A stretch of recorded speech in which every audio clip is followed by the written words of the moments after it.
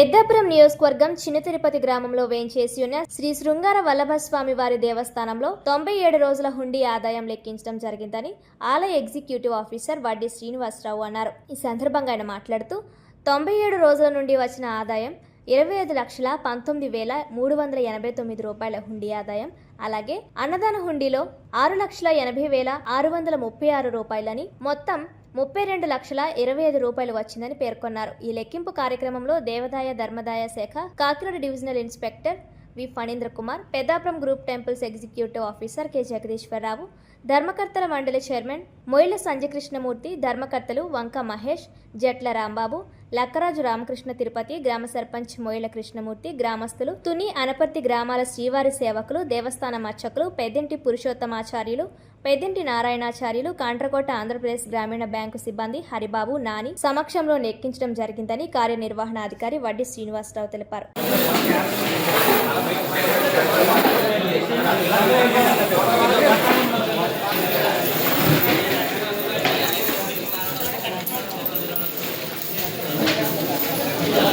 Hello, ఓం నమో వెంకటేశాయ. గోవిందా గోవిందా.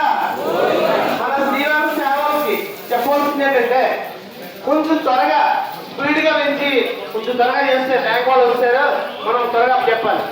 మీరు చాలా స్లోగా చేస్తున్నారు, కొంచెం స్పీడ్ పెంచండి. గోవిందా తీయొచ్చండి, తీయొచ్చు త్వరగా చేయాలి.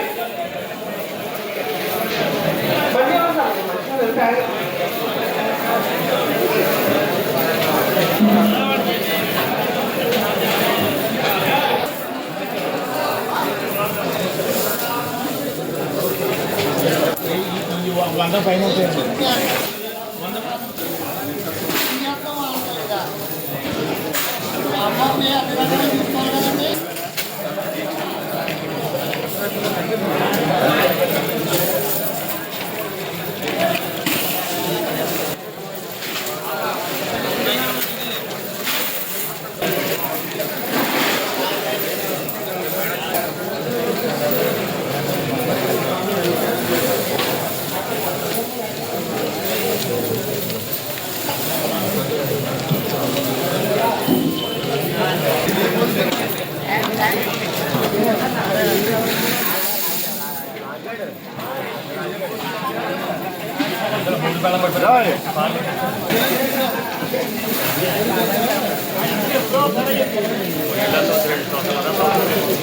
Gracias.